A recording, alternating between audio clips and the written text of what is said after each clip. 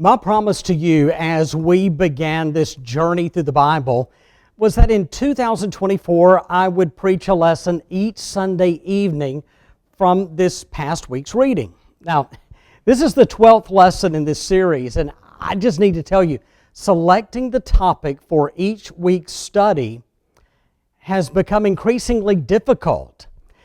It's not because of the lack of material. In fact, it's just the opposite.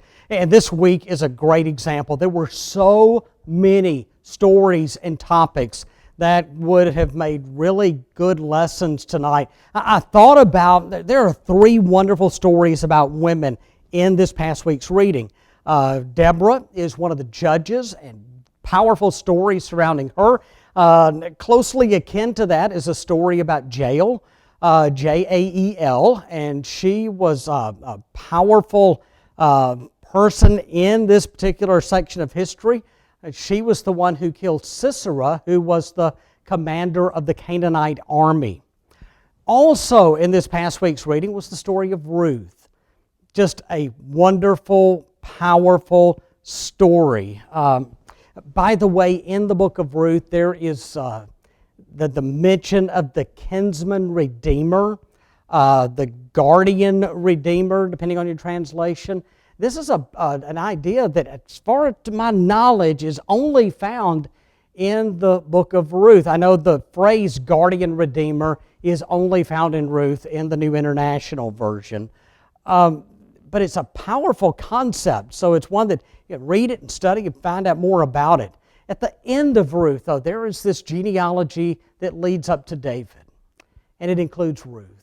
That makes us think about Matthew chapter 1, where the genealogy of Jesus is listed, and it also includes Ruth. What a beautiful story. So it's been a great week's reading, and that would have made a really good lesson. But I'm also intrigued by Samson. Every time I read his story, I'm so intrigued by him. He's one of the 12 judges that is in the book of Judges that bears that name.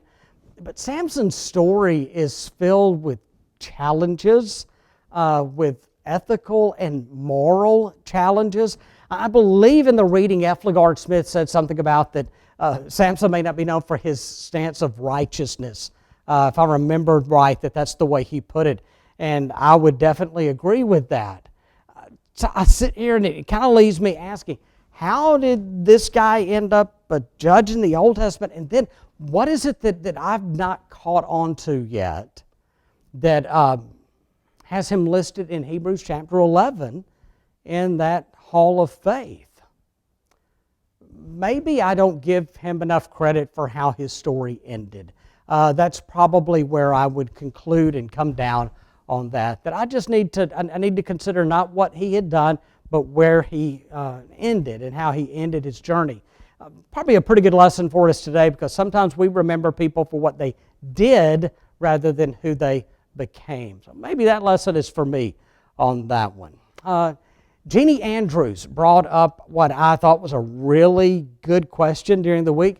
She mentioned the phrase that is found in Scripture, the land had peace. She said, as I read through this, I don't find a lot of peace. It seems like they were always in conflict.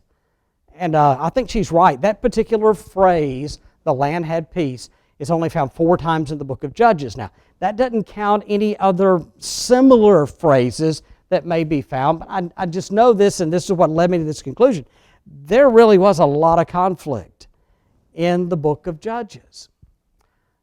That conflict represents a cycle of the story. That is how Fleece Smith put that. And I want to read part of his commentary. I believe this is from March 17th. All right, so it's been a few days back now. But he made this important observation. He said the combination of national sin and unconquered inhabitants results in dominance and oppression by various pagan peoples, just as God predicted. During this time, the Israelites go through repeated cycles of sin, oppression, but fortunately, of repentance as well. And those really represent the three main headings, if you will, for that cycle that goes from sin to oppression to repentance. That would bring in a judge, and unfortunately, it would just keep going back around. All right. And for each time the people would come to their senses, God raises up a leader to deliver them. So in the book of Judges, we have 12 judges. The NIV Study Bible divides them as major and minor judges. And on my outline that you have for tonight, I almost made that clear. I think I missed with Samson as I got to the end of the outline. And I'll show you what I'm talking about. Really, the best way to tell a major versus a minor judge is the length of material that is dedicated to them in the book of Judges. For instance, Othniel defeats Aram Naharaim in chapter 3, verses 7 through 11. Ehud defeats Moab, chapter 3, verses 12 through 30. But then you have Shamgar, it's one verse. Deborah defeats Canaan, that's 2 chapters. Gideon defeats Midian, that's 3 chapters. Then you have Tola, Jair, that would be just a couple of verses each. Jephthah defeats Amnon, that's a fairly lengthy reading, chapter 10 through part of chapter 12. You have Ibzan and Elon and Abdon. Now, all 3 of those judges take up, what 7 or 8 verses?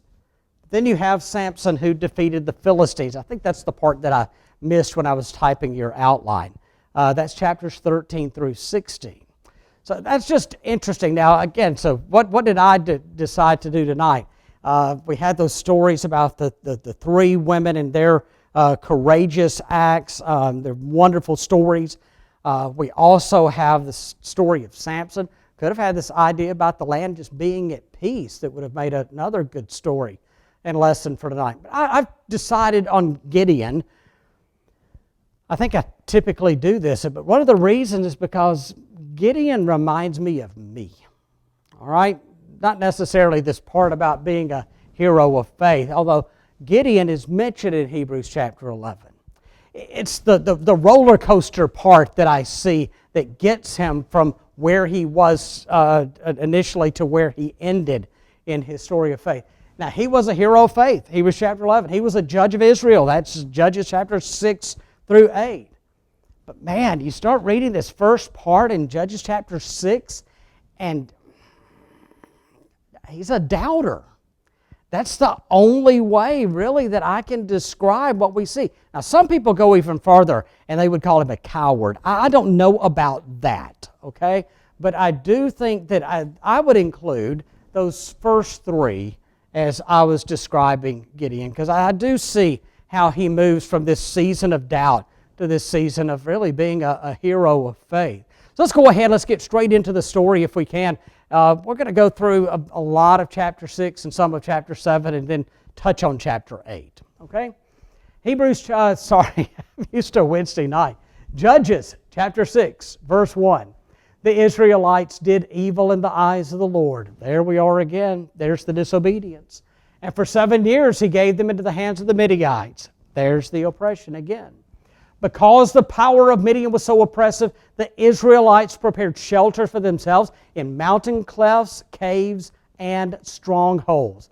Whenever the Israelites planted their crops, the Midianites, Amalekites, and other eastern peoples invaded the country. They camped on the land, ruined the crops all the way to Gaza, and did not spare a living thing for Israel, neither sheep, nor cattle, nor donkeys.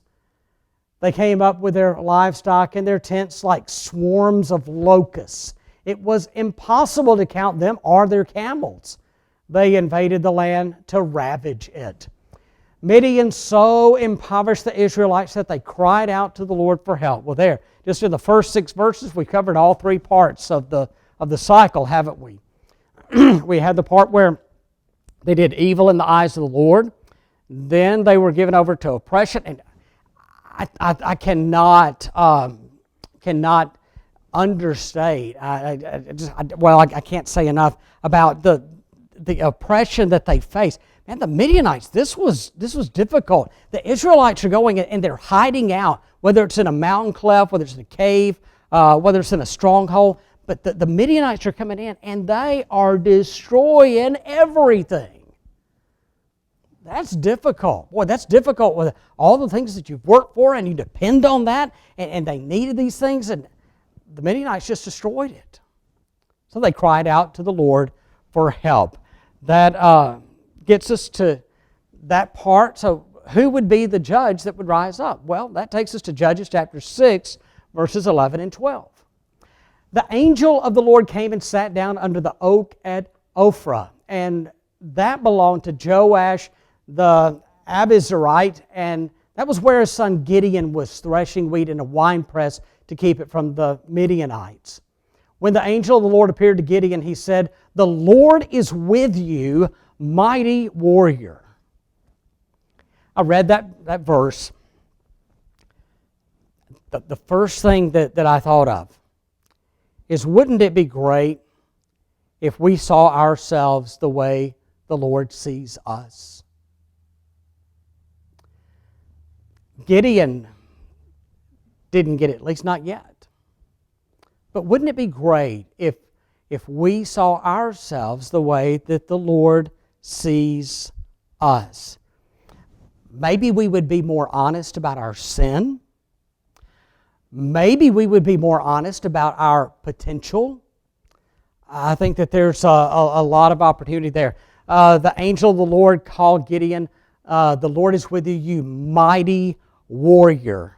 Yet, for the remainder of chapter 6, it seems that Gideon is questioning and testing God. There's a lot of doubt. Chapter 6, verse 15. "Pardon me, my Lord," Gideon replied, "but how can I save Israel? My clan is the weakest in Manasseh, and I am the least in my family." Well, there's a vote of confidence, isn't it? Man, you have just been told that you are a mighty warrior. And the first response is man, how can I do that? I'm from this weak tribe, and I'm the least in my family. So that's what he started, his initial reaction. Gideon wanted to present a sacrifice. And when he brought that sacrifice and he put it on the rock, fire came and just consumed it. And it was then that he was given instructions about tearing down an Asherah pole. And Gideon did that, but look at what takes place. Chapter 6, verse 27. "So Gideon took 10 of his servants and did as the Lord told him. But because he was afraid of his family and the townspeople, he did it at night rather than in the daytime." So Gideon, great act of faith, kind of. He was obedient to the Lord, but there was still we're tilting where we're going from doubt to faith, from doubt to courage, or from fear to courage. So Gideon's moving through this. So he tears down this idol, becomes a major issue over the next generations. They're constantly having their idols are being built and brought and put in there with the Israelites. Then someone will come down and tear them down. So Gideon, one of those that he's tearing it down. Even though he did that at night, it quickly became known to the people of the community. But that didn't stop Gideon, because we see, again, as we move from chapter 6 to chapter 7, we're going to see how Gideon is respected. The people are following, the soldiers are following. So we'll see how that plays out. Remember the phrase, "The Lord is with you, mighty warrior." Remember that. Keep that phrase in mind. Let's turn to chapter 6, verse 36. Gideon said to God, "If you will save Israel by my hand as you have promised, look, I will place a wool fleece on the threshing floor. If there is dew only on the fleece and all the ground is dry, then I'll know that you will save Israel by my hand as you said." And that is what happened. Gideon rose early the next day. He squeezed the fleece and wrung out the dew, a bowl full of water. Then Gideon said to God, "Do not be angry with me. Let me make just one more request. Allow me one more test with the fleece, but this time make the fleece dry and let the ground be covered with dew." That night, God did so. Only the fleece was dry. All the ground was covered with dew. All right, we're moving, okay? We're moving from doubt to faith, from fear to courage. We're getting there, but we had this, what really is one of the two best known stories about Gideon, the testing of the fleece. Now, I need to say this before we move on, because I think we need to be careful when we read that we don't have the wrong application. I'm not sure that the lesson for us is to ask God for a sign to answer our insecurities. I'm not sure about that. I am sure about the fact that I'm thankful we serve a God who is patient with us through our doubts, through our fears, and through our uncertainties. So I'm not going to take this and I'm not going to pray tonight, God, I'm going to put this fleece outside my door. But what I am going to do is I will pray and I will be thankful to God that man, God, thank you so much for being patient with me. That my faith is not what you want it, it's not what I want it to be. But I'm striving to grow. I'm striving to walk in faith more today than I did yesterday. And it may be that today I stumble and fall, but help me to get right back up again. And I needed to hear that. I need to see that part, and I need to apply that part of the story of what I read in Gideon. Now, when chapter 7 begins, remember that the Lord is with you, mighty warrior. And now, I believe we begin to see what that picture looks like. Because in chapter 7, we see the face of a champion, if you will. One who is ready, with God's help, to conquer the enemy. So let's go to chapter 7, verse 1. The Lord said to Gideon, "You have too many men. I cannot deliver Midian into their hands, or Israel would boast against me. My own strength has saved me. Now announce to the army, anyone who trembles with fear may turn back and leave Mount Gilead." So 22,000 men left, while 10,000 remained. What is that, like 2/3 left? And 1/3 remained? So Gideon took the men down to the water, because, oh, by the way, because now God says, you've still got too many. 10,000, you've still got too many. So Gideon took the men down to the water. The Lord told him, separate those who lap the water with their tongues as a dog laps from those who kneel down to drink. 300 of them drank from cupped hands, lapping like dogs. All the rest got down on their knees to drink. The Lord said to Gideon, with the 300 men that lapped, I will save you and give the Midianites into your hands. Let all the others go home. Whew. Well, okay. So let's unpack that just for a moment. The face of a champion, mighty warrior, and then Gideon says he's ready to go, and God says, you've got too many. Just let people, if they want to go home, they can go home. And a lot of people took Gideon up on that offer. 22,000 went home. Wow. Unbelievable. So you read that and you're like, wow, there's only 10,000 left. Two out of three left to go. Then God said, you still have too many. So here we have this interesting test of how, and a lot of people look at that and say it's the difference of whether people act impulsively versus with a level of constant readiness, perhaps. But this was the way that the Lord separated those, that He told Gideon to separate them. So then they're left with 300. And God says, now you've got enough. All right. So with 300 men, they're preparing to go into battle. Gideon led the troops about. Listen to what he had them go into battle with. Empty jars, torches, and trumpets.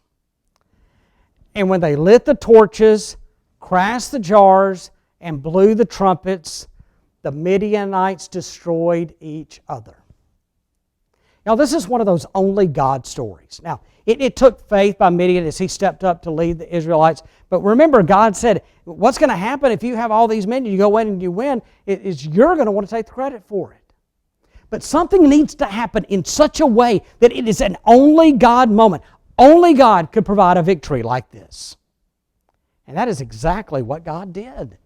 That is the kind of victory that He provided. Look at chapter 7, verse 22. When the 300 trumpets sounded, the Lord caused the men throughout the camp to turn on each other with their swords. Only God. We've gone through all of this with Gideon to prepare him to go from this point of doubt to where he has fear, has doubt to faith and fear to courage. And now he's leading. He is separated. He's got these 300 men that are ready to go. And the Lord provided the victory. The battle belonged to the Lord. Great story. Gideon won an important victory because each time a judge stepped in and did that, that was an important victory. There was the story of Midian really, though, goes into the 8th chapter. I want us just to briefly look at that and acknowledge that.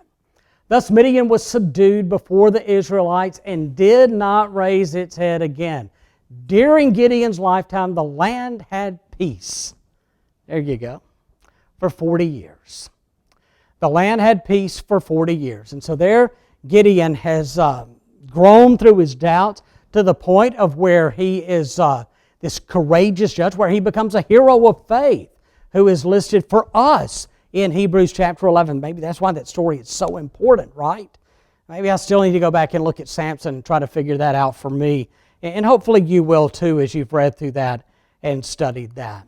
As we close our time together, I want to just talk about some application for that and how I think it matters to us.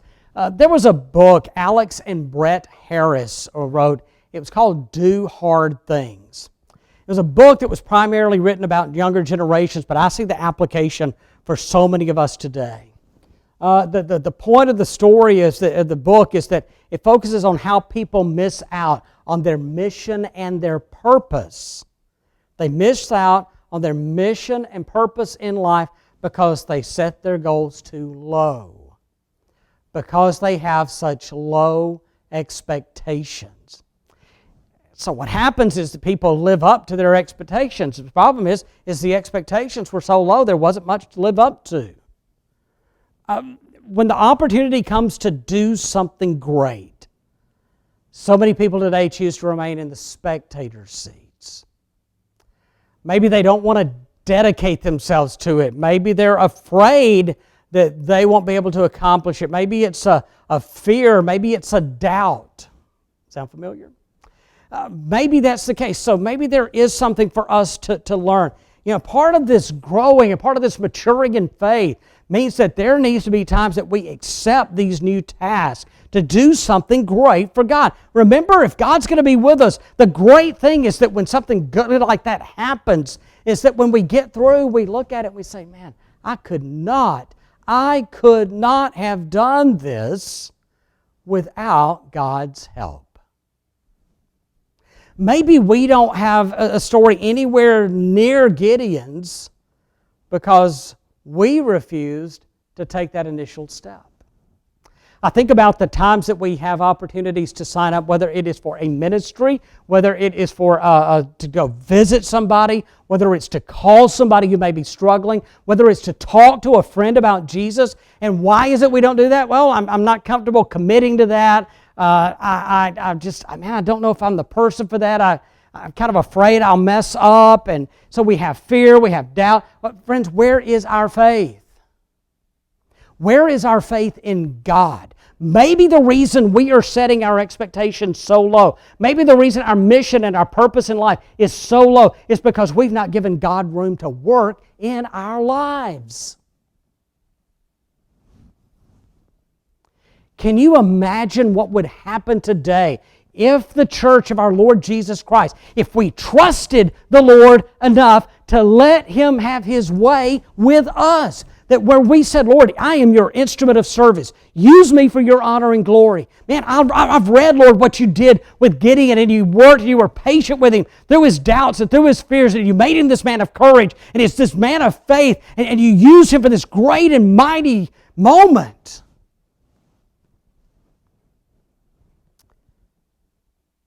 And maybe in our own way, in our own time, that God has something that He wants us to do. I hope that we would learn from this story. I mean, Gideon is a great example. He is one of this long list of Bible heroes who dared to do hard things. It wasn't something they could do on their own, and I think that's one of the main reasons we have the Old Testament, is to see so many examples of that. And we're seeing what happens when you try to take things under your own idea, and that's what the Israelites would do. They'd end up in sin, they'd end up in trouble, and then they'd have to cry out to the Lord. But we see what happens when people give themselves to God and to use for His glory. That we see great things happen out of that. Hey, Gideon is listed as one of those in the great hall of faith of Hebrews chapter 11. And what we see in Judges 6 through 8 is we see him move through this season of doubt and move through this season of fear to where he is a man of courage, a man of faith, and he was a hero. He was one of those 12 judges that led Israel through this unique season in the time of this new country.